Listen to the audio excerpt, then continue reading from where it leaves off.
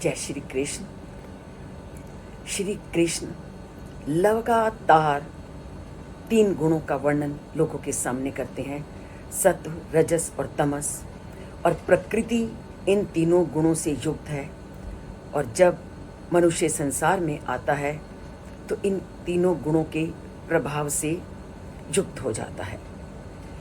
और श्री कृष्ण बार बार कहते हैं कि जब तक व्यक्ति इन तीनों गुणों के चुंगल में फंसा होता है तब तक वो मेरी साधर्म्यता को या मुझको या परमात्मा को या जीवन के अंतिम लक्ष्य को प्राप्त नहीं कर सकता।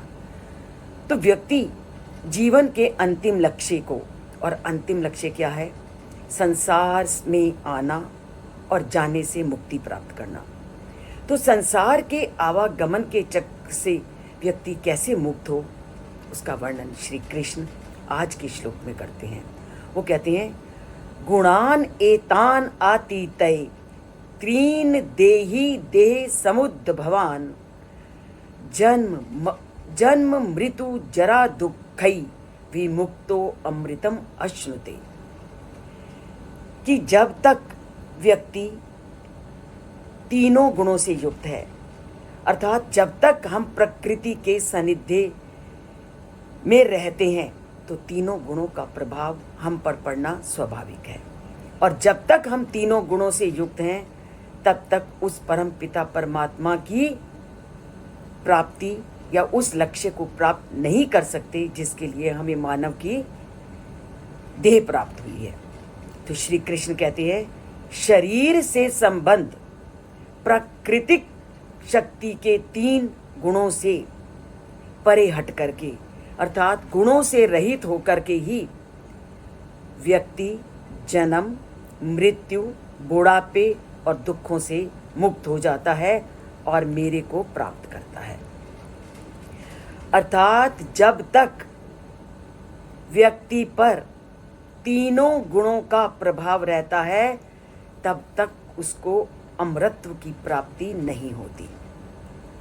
और इसका उदाहरण तो हम महात्मा बुद्ध के जन्म से जान सकते हैं कि महात्मा बुद्ध ने जब एक शव को देखा, बुढ़ापे को देखा और रोग से ग्रस्त व्यक्ति को देखा तो उन्हें संसार के प्रति मोह जो था उनका समाप्त हो गया। जैसे ही उनको ये मालूम हुआ कि ये सभी अवस्थाएं जब तक मनुष्य का शरीर है उसको प्राप्त होंगी, तो वह ज्ञान की प्राप्ति के लिए निकल पड़े और उन्होंने तीनों गुणों से अपना नाता जोड़ दिया। अपने तीनों गुणों से अपना को अलग रखना शुरू कर दिया, क्योंकि जब तक व्यक्ति इन 3 गुणों के संपर्क में रहता है तब तक वह उस ज्ञान को प्राप्त नहीं कर सकता। अब जैसे हम जल का ही उदाहरण लें, अगर हम गंदे जल का सेवन करते हैं तो उसका प्रभाव हमारे शरीर पर पड़ता है, ये हम प्रतिदिन देखते हैं। जैसे ही हम साफ जल का सेवन करने लगते हैं हमारा शरीर स्वस्थ रहने लगता है। वही स्थिति इन गुणों की है। जब तक हमारे अंदर तमोगुण, रजोगुण हावी होंगे तो वो हमें उस ज्ञान को प्राप्त करने में हमेशा बाधक मिलेंगे। ज्ञान को प्राप्त करने में सहायक बनते हैं सत्व गुण, और सत्व गुण का बहुत विस्तृत वर्णन हमने अभी तक जान चुका है। परंतु सबसे अधिक श्रेष्ठता हमें तब प्राप्त होती है जब हमारा नाता इन तीनों गुणों से हट जाता है। हम संसार में आवागमन के चक्र से मुक्त तभी होते हैं जब हम इन तीनों गुणों से ऊपर उठ जाते हैं।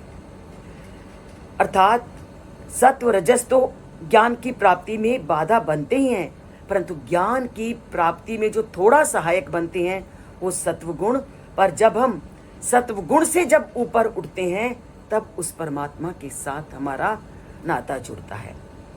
और जैसा कि हमने कल के और पहले वाले श्लोक में पढ़ा कि जब हमारी सभी इंद्रियां, सभी के सभी 9 द्वार पूरी तरह से उस परमात्मा की भक्ति में लगते हैं, तभी उस परमात्मा से हमारा नाता जुड़ता है और तभी हमें ज्ञान की प्राप्ति होती है और तभी हम तीनों गुणों से ऊपर उठते हैं।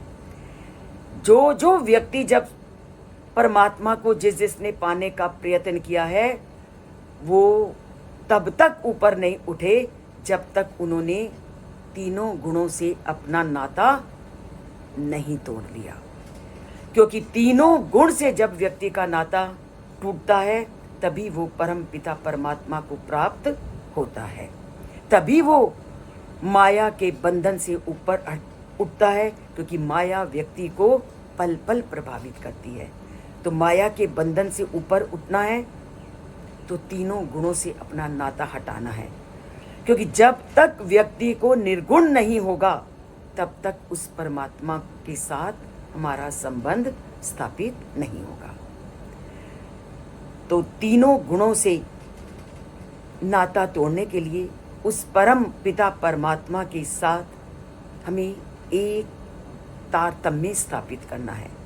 हर पल हमें उसका स्मरण करना है, अपने 9 द्वारों को उन्हीं की भक्ति में झोंक देना है, पूरी तरह से अपने आप को उस परमात्मा में लीन कर देना है।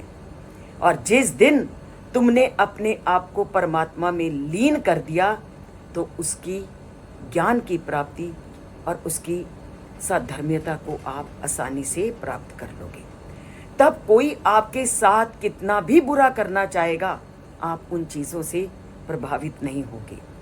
जैसे मीराबाई को जहर का प्याला दिया, पर वो इतनी उस परमात्मा की भक्ति में लीन थी, वो जहर भी उसके लिए अमृत बन गया। और वही परिस्थिति उन व्यक्तियों की होती है जो अपने आप को इन तीनों गुणों से ऊपर उठा लेते हैं। जब आप तीनों गुणों से ऊपर उठ जाओगे तो कितनी भी विरोधी परिस्थितियां आपके पास क्यों ना आए, आप अपने आप परमात्मा उन विरोधी स्थितियों से आपको ऊपर उठाएगा। उठते हैं इन विरोधी स्थितियों से ऊपर और उस परमात्मा में अपने 9 द्वारों को लगाते हैं और उनकी भक्ति में अपने शरीर की इंद्रियों को समर्पित करते हैं। और इसके लिए पहले आप ज्ञान की सीढ़ी पे चढ़ना तो शुरू कीजिए। ज्ञान की सीढ़ी पे चढ़ते ही हमारे सारे बंद दरवाजे खुलने लगते हैं। तो इसके लिए हम चैनल से जुड़ते हैं। अगर अभी तक सब्सक्राइब नहीं किया तो सब्सक्राइब करते हैं और लाइक का बटन दबाते हैं। लाइक में भी कंजूसी मत कीजिए और चैनल को सब्सक्राइब करने में भी अपने हाथों को पीछे मत रोकिए। जय श्री कृष्ण।